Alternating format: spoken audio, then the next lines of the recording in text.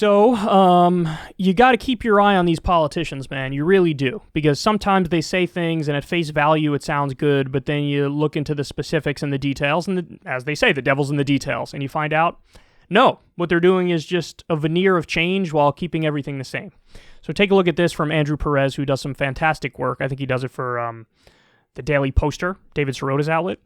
He says, the Biden SBA, Small Business Administration, just partially gut Dem policy's provision to keep corporate lobbying groups from getting PPP loans.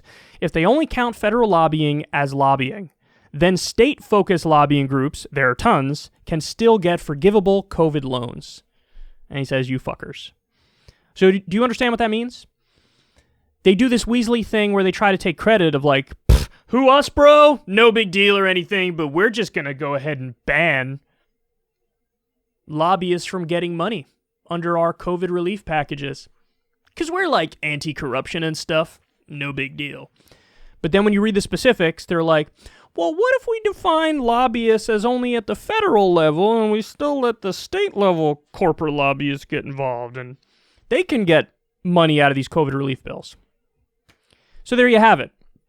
Another gigantic loophole, which effectively keeps the status quo exactly as it is.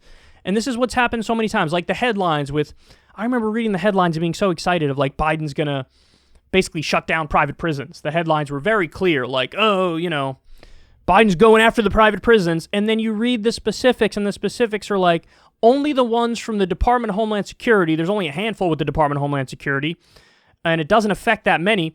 ICE, like over 60% of ICE's prisons are private prisons, and those stay open. So it was a very narrow, limited thing, which got him like glowing headlines, but the substance wasn't there.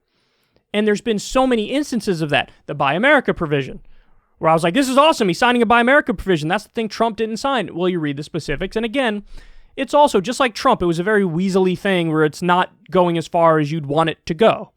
And so time and time again, we see this stuff. And honestly, I don't think people know the details of this stuff, but this is effectively why people hate politics.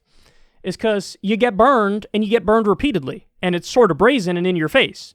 And so it makes sense to hate politics when you see this stuff, because they're being weasels and liars. You know, it's like the minimum wage.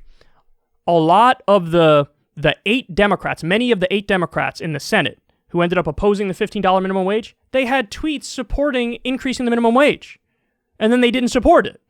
So in that case, it wasn't even just Weasley. It was just lies. They were just lying every step of the way. So listen, this is disgusting, man. It's disgusting.